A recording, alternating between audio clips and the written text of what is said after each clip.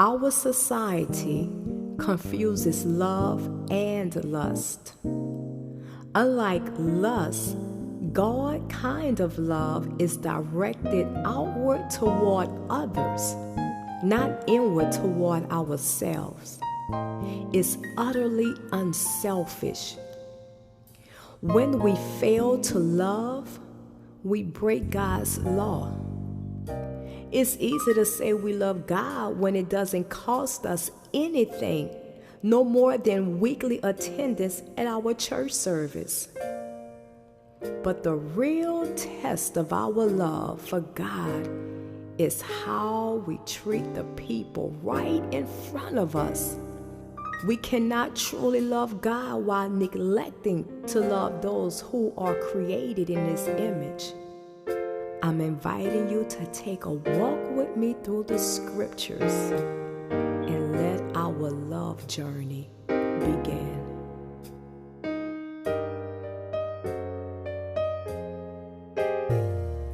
Hear, O Israel, the Lord our God is one Lord, and you shall love the Lord your God with all your heart and with all your soul and with all your might.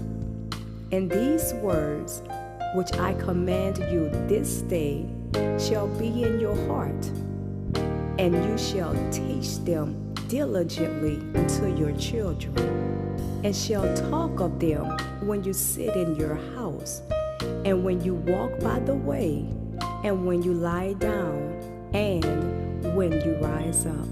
And you shall bind them for a sign upon your hand, and they shall be as frontlets between your eyes. And you shall write them upon the doorpost of your house and on your gates. Deuteronomy chapter 6, verses 3 through 9.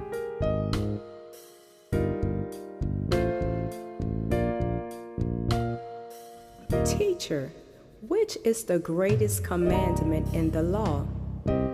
Jesus replied, Love the Lord your God with all your heart and with all your soul and with all your mind. This is the first and greatest commandment. And the second is like it. Love your neighbor as yourself. All the law and the prophets hang on these two commandments. Matthew chapter 22, verses 36 through 40.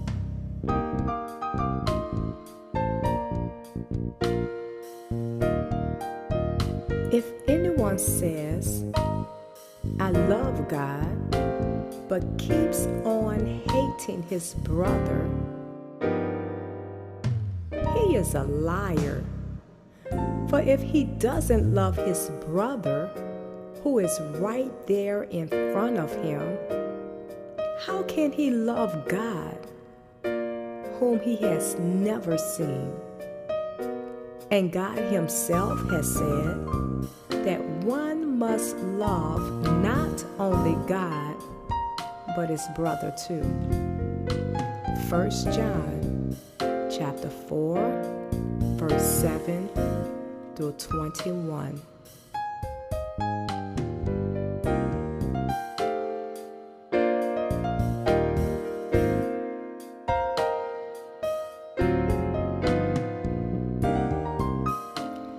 Don't just pretend that you love others.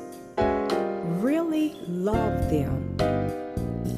Hate what is wrong. Stand on the side of good. Love each other with brotherly affection, and take delight in honoring each other. Never be lazy in your work, but serve the Lord enthusiastically. Be glad, for all God is planning for you.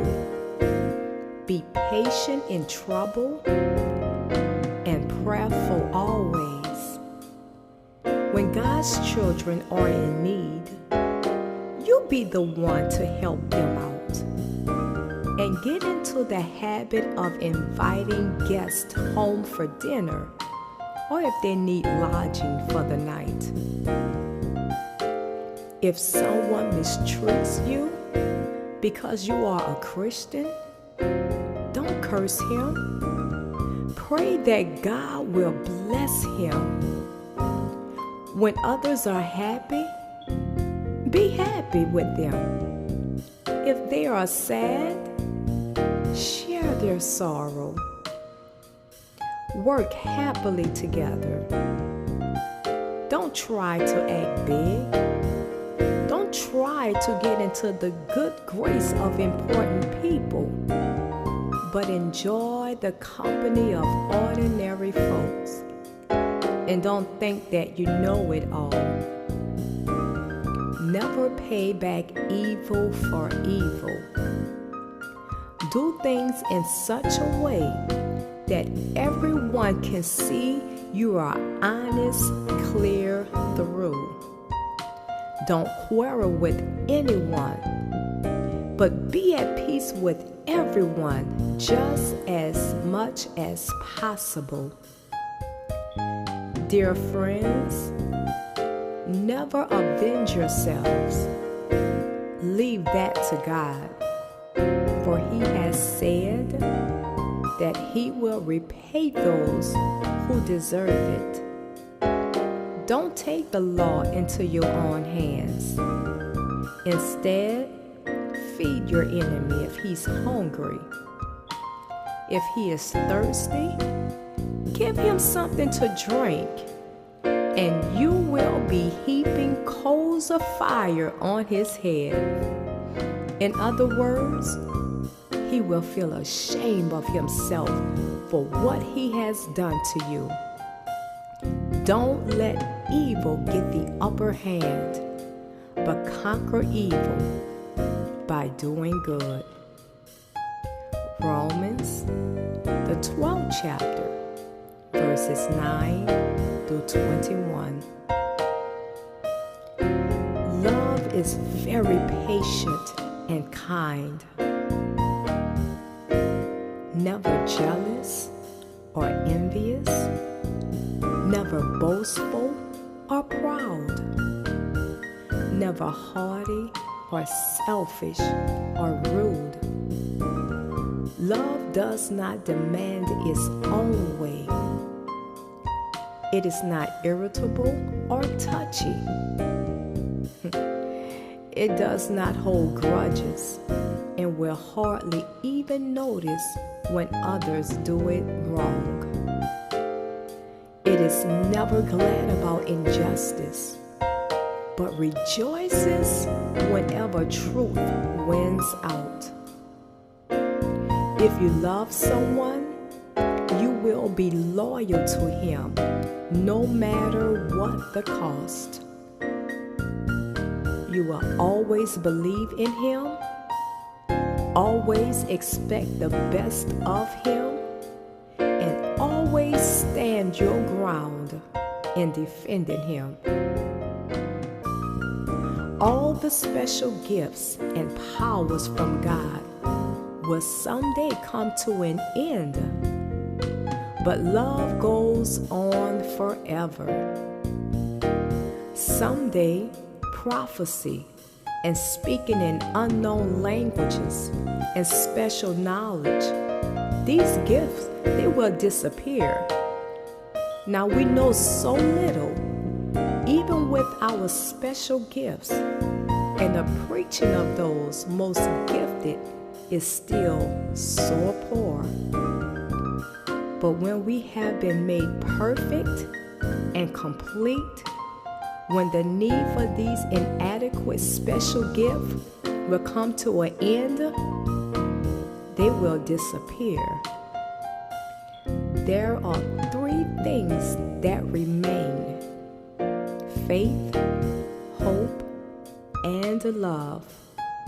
And the greatest of these is love. 1 Corinthians, 13th chapter, verses 4 through 8.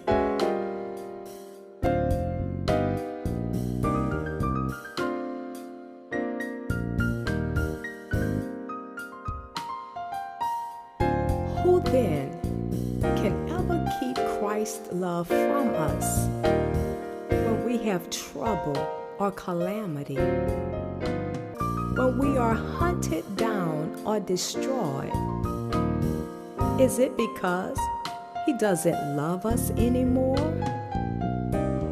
And if we are hungry or penniless or in danger or threatened with death, has God deserted us? No, for the scriptures tell us that for His sake we must be ready to face death at every moment of the day.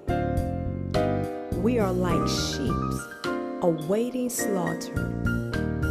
But despite all this, overwhelming victory is ours through Christ, who loved us enough to die for us.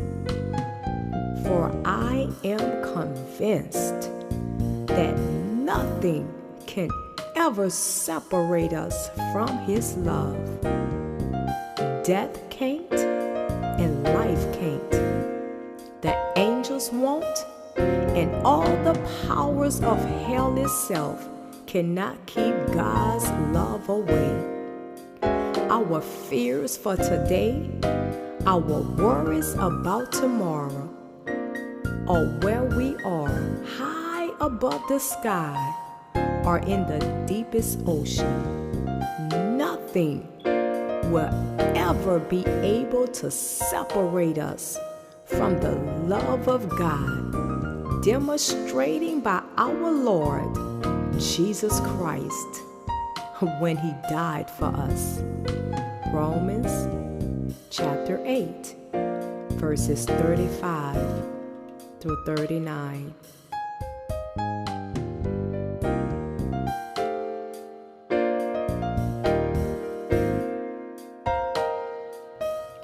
There is a saying, love your friends and hate your enemies. But I say, love your enemies. Pray for those who persecute you.